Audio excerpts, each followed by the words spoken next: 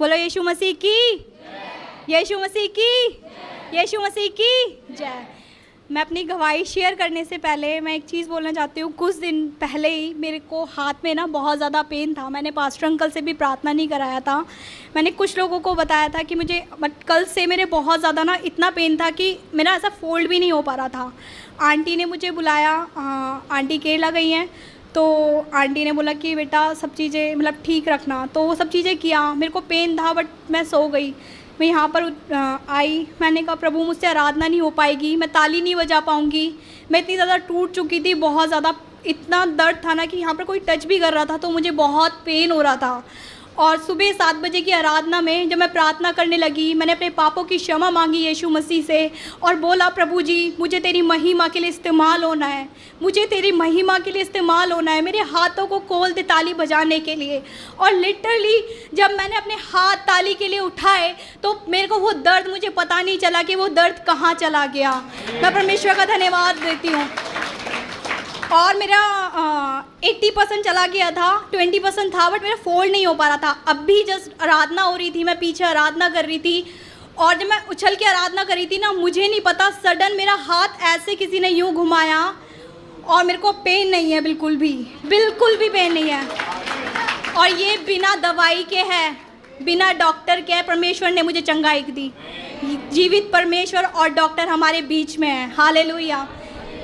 मैं अपनी गवाही शेयर करना चाहती हूँ। 2020 अगस्त की बात है।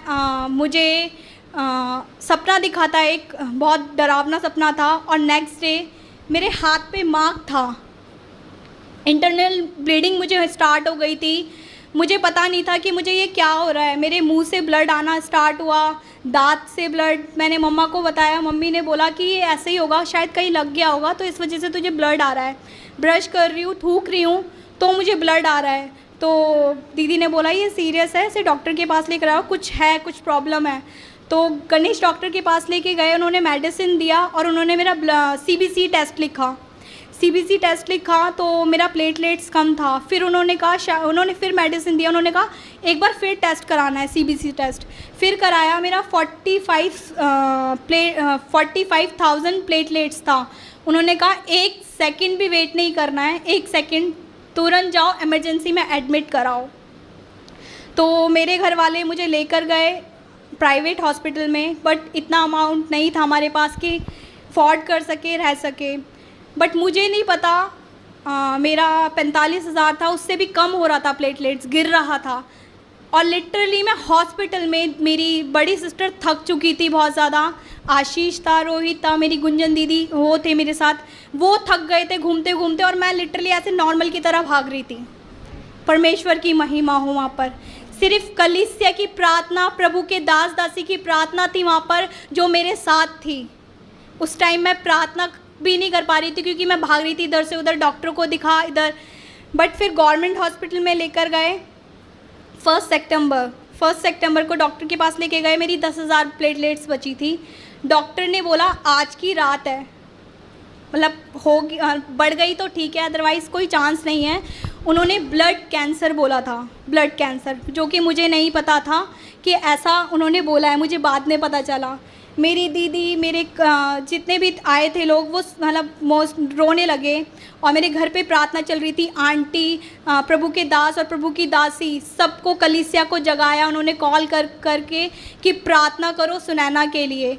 रात में मेरे लिए प्रार्थना हुआ और मेरी दीदी इतना रो रही थी और लिटरली मैं खाने के लिए मांग रही थी कि मुझे खाने के लिए दो, मुझे भूख लग रही है। इधर से उधर मैं कूद रही थी 10,000 प्लेटलेट्स में। ये परमेश्वर की महिमा है और आप सबकी प्रार्थना है, प्रभु के दास दासी की प्रार्थना है। बट मेरे को मुंह से ब्लड आना बंद नहीं हुआ था। 3 सितंबर को मेरे मुंह से ब्लड आना बंद हो गया, परमेश्वर का धन्यवाद है। बट डॉक्टर पता ही लगा रहे थे कि इनको ये प्रॉब्लम है क्या, मतलब इंटरनल ब्लीडिंग हो रही है, उनको ब्लड कैंसर का डाउट हो रहा था। बट वो कंफ्यूज थे कि ब्लड कैंसर है या नहीं। तो उन्होंने बोन मैरो का सोचा कि बोन मैरो हम करेंगे, बट मेरा प्लेटलेट्स नहीं बढ़ रहा था। ऐसे ही चलता रहा, प्लेटलेट्स आती थी, नेक्स्ट डे मेरी ख़त्म हो जाती थी सारी प्लेटलेट, फिर अगेन चढ़ता था मुझे, फिर ख़त्म हो जाता था। 10 तारीख का डेट था। आंटी और अंकल से बात हुआ। उस दिन रात में मैं बहुत टूट चुकी थी, क्योंकि जिस वार्ड में मैं एडमिट थी वहाँ पर सब खाली हो चुका था। एक मतलब मैं ही रह गई थी और नए लोग आ गए थे। रात में कोई भी नहीं था, मम्मी पापा सिस्टर कोई भी नहीं था मेरे पास पे। उस टाइम पे मैं टूट के प्रभु से प्रार्थना कर रही थी कि प्रभु तेरी इच्छा पूरी हो जाए। उससे पहले मैं प्रार्थना कर रही थी कि प्रभु बोन मैरो नहीं होना मेरा, क्योंकि वो बहुत पेनफुल है। रीढ़ की हड्डी में इंजेक्शन लगेगा और ऑब्वियसली बहुत दर्द होगा। मैं नहीं चाहती थी और मैं यही प्रार्थना मांग रही थी कलीसिया से, आंटी अंकल से, और वो यही प्रार्थना कर रहे थे। तो प्लेटलेट्स बढ़ती थी, फिर कम हो जाती थी, फिर बढ़ती थी, फिर कम हो जाती थी। बट जब आंटी अंकल से पास्टर अंकल और आंटी से प्रार्थना किया तो आंटी ने बोला कि सुनैना, तुम प्रभु के लिए एक डिसीज़न लो, प्रभु के लिए डिसीजन लो कि प्रभु को कम से कम 150 लोगों को प्रभु के बारे में बताओगी। और हम प्रार्थना कर रहे हैं, परमेश्वर ज़रूर सुनेगा और प्रभु की इच्छा पूरी हो। मैंने आंटी से बात किया, आंटी ने प्रार्थना किया, मैंने कहा ठीक है। उस दिन मैं बेड पे आ गई और बहुत टूट गई थी कि यीशु, मैं अब तक ये बोलती आई हूँ कि बोन मैरो ना हो, पर मैंने उस टाइम पे बोला यीशु तेरी इच्छा पूरी हो जाए, यीशु तेरी इच्छा पूरी हो जाए। और रो रो के प्रभु से प्रार्थना कर रही थी कि प्रभु मैं जाति जाति के लोगों के बीच में तेरा शुभ समाचार का प्रचार करूंगी कि यीशु सच में ज़िंदा है। और मैं ऐसा बोल बोल के रो रो के मैं सो गई। 4 बजे अर्ली मॉर्निंग परमेश्वर ने स्वप्न में मुझे दिखाया 1.20 लाख प्लेटलेट्स। परमेश्वर ने मुझे दिखाया 4 बजे सुबह, 11 तारीख को, हाँ 4 बजे परमेश्वर ने दिखाया मुझे। और एक कंस्ट्रक्शन का काम, 2 ड्रीम परमेश्वर ने मुझे दिखाए। और मैं उसके बाद सोई नहीं, मेरे को था कि बस जल्दी सुबह हो और मैं खुशबू को भेजूँ, खुशबू जाओ और मेरी रिपोर्ट लेकर आ। जैसे ही मॉर्निंग हुआ मैंने खुशबू को भेजा, खुशबू वॉशरूम बाद में जा, पहले तू वो रिपोर्ट लेकर आ। तो खुशबू गई और जैसे ही परमेश्वर ने मुझे दिखाया था ना 1.20 सेम रिपोर्ट में था। आमेन, परमेश्वर की महिमा हो वहाँ पर भी। तो मेरा फाइनली बोन मैरो हुआ। बोन मैरो के बाद मेरा रिपोर्ट नॉर्मल आया। परमेश्वर की महिमा है और बहुत बड़ी गवाही है कि जहाँ पर डॉक्टरों ने ब्लड कैंसर बोला था, हालेलुया, हमारे यीशु मसीह ने वो कैंसिल किया। वो जीवित परमेश्वर ने, हालेलुया, राजाओं के राजा ने। इसके लिए परमेश्वर का धन्यवाद देती हूँ। और जैसे आंटी ने बोला था कि अनेक लोगों से प्रभु के बारे में बताना है, प्रभु को प्रॉमिस करना है, वैसे ही मैंने किया। वहाँ पर अनेक लोगों को प्रभु यीशु के बारे में बताया। एक अंकल थे जिनकी दिमाग की नस फट गई थी और उनकी वाइफ नास्तिक थी। तो मैं उनके पास गई, मैंने कहा आप क्या आप प्रभु पे विश्वास करते हो? वो लिटरली ऐसे बैठी हुई थी कि उनको कुछ फ़र्क नहीं पड़ता। उनका हस्बैंड ऐसे बेहोश की तरह, ब्लड सैंपल ब्लड पड़ा हुआ है, उनके दिमाग की नस फट चुकी है।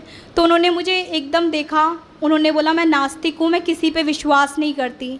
मैंने कहा नास्तिक को आस्तिक बनाने वाला मेरा यीशु मसीह है।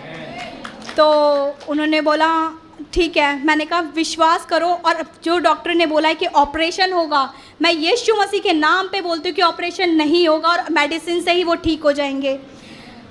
कुछ दिन बाद मैं प्रभु से प्रार्थना कर रही थी, प्रभु प्रार्थना करके आई हूँ, मुझे टेस्टिमनी सुननी है उन आंटी की। उन आंटी का कॉल आया, आपने जैसे प्रार्थना किया था ना वैसे ही मेरे हस्बैंड के जीवन में काम हुआ, उनको ऑपरेशन नहीं हुआ और मेडिसिन से ठीक हुआ।